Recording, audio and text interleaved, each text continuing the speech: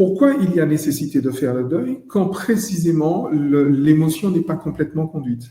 Ça veut dire qu'il y aura une mémoire finalement du corps face aux événements, face aux éléments qui composent l'élément douloureux. Si je reprends l'exemple classique du décès d'un proche, puisque le proche est parti, ça veut dire que ma relation avec lui est terminée, en tout cas physiquement. Ça veut dire également que les projections, les espoirs que j'avais sur l'avenir sont perdus. Ça veut dire également que les circonstances de son départ, en soi, représentent pour moi une épreuve. Et c'est la raison pour laquelle il est fondamental de considérer qu'il y a 3 deuils à faire. Le deuil de la personne, le deuil de la relation qu'on a avec la personne, c'est 2 choses différentes, hein, et le deuil de la séparation, de son départ, d'accord? Des circonstances de son départ. Et donc, je sais que j'aurais fait le deuil à quel moment? Lorsque, en pensant à l'un des éléments, l'une des informations en lien avec la relation que j'ai avec cette personne, avec la séparation, finalement, d'avec cette personne, et en général avec cette personne, je pourrais avoir des sensations dans le corps qui sont des sensations plutôt de détente, plutôt que de crispation. Je pourrais avoir effectivement des ressentis agréables. D'accord? En neurologie, on dit que le souvenir sans la charge émotionnelle s'appelle la sagesse.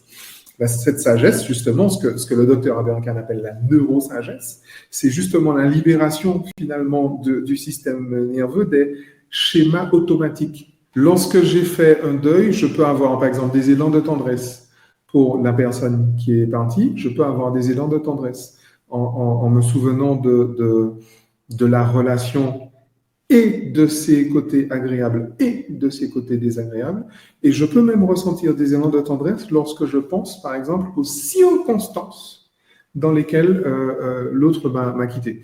Durant cet atelier, Roméo, on va passer à la pratique. Donc, on va expliquer en français courant, parce que c'est vraiment pour tout le monde. C'est pas que pour les professionnels de l'accompagnement, mais bien évidemment, les professionnels de l'accompagnement gagnent vraiment, vraiment beaucoup à participer à cet atelier, parce que, je sais pas, curieusement, c'est une formation qui est très rare. Et du coup, on va parler de la neurologie, en fait, des émotions. On va parler des lois physiologiques des émotions, justement. Et on va aborder chacune des émotions que l'on rencontre dans les processus de deuil. Donc, bien évidemment, la tristesse, le dégoût, la surprise, très important, la surprise, la colère, la peur. On va parler bien évidemment de déni. On va parler de déni amnésique. On va parler de refoulement.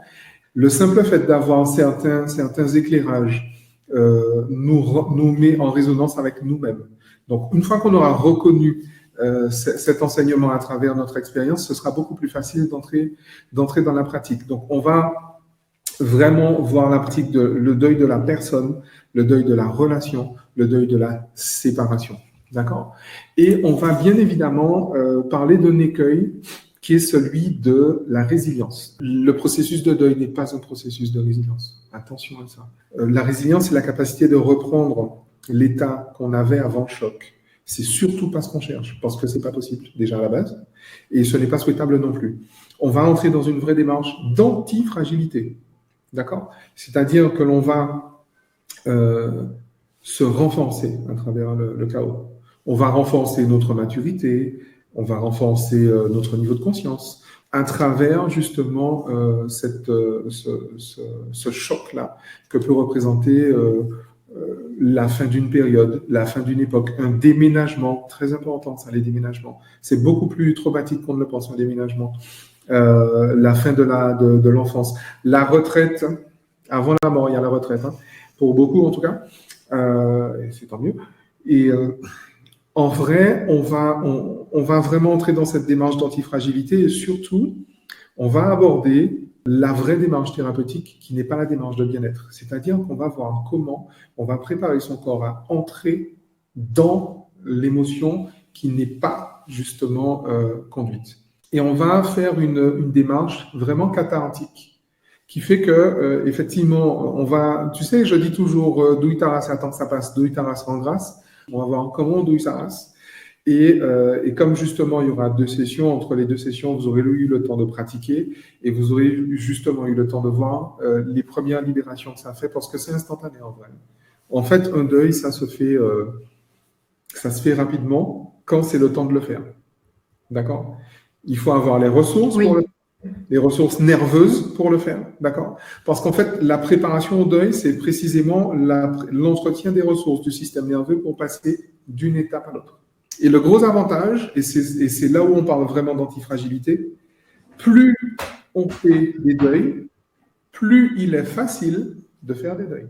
On développe en fait une plasticité neuronale. Alors on parle beaucoup de plasticité cérébrale parce que on met le cerveau au cœur de tout, mais en réalité, je suis de ceux qui pensent que le corps dirige le cerveau beaucoup plus que le cerveau ne dirige le corps. D'accord ? Et donc, il est bien question d'une plasticité neurologique, pas que dans le cerveau du crâne, mais dans tout le corps. Donc on se retrouvera les samedis 3 et 10 juin, 2 heures dans l'après-midi à chaque fois, donc à une semaine d'intervalle, après une certaine intégration. Et bien sûr, vous aurez le replay, c'est-à-dire que si vous ne pouvez pas participer en direct, inscrivez-vous tout de même puisque vous aurez le replay. De toute façon, vous aurez bien le temps de revoir et revoir la vidéo. Je dis ça rarement, mais j'invite vraiment tout le monde, en vrai, à participer à cet atelier parce qu'on a tous des deuils à faire. La capacité à faire le deuil correspond à notre capacité de marcher. Toutes les personnes qui me disent « j'ai l'impression, je suis bloqué dans ma vie, etc., j'ai l'impression que ça n'avance pas, je veux que mes projets avancent », c'est parce qu'il y a des deuils qui n'ont pas été faits. Parce qu'on avance vraiment en faisant le deuil. Et bien évidemment, toutes les personnes qui sont des professionnels de l'accompagnement, je vous assure que vous n'êtes pas formé au deuil.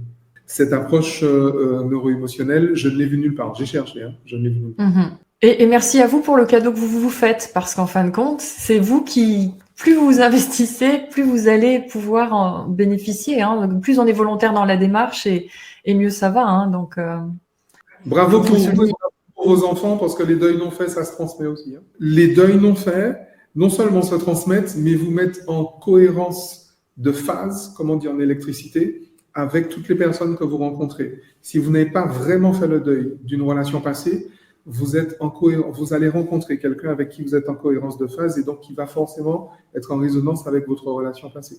D'accord ? Donc, vous avez vraiment tout intérêt à le faire. Pour vous, pour vos proches, pour la qualité de vos relations et pour, on l'a dit tout à l'heure, la qualité de votre santé physique.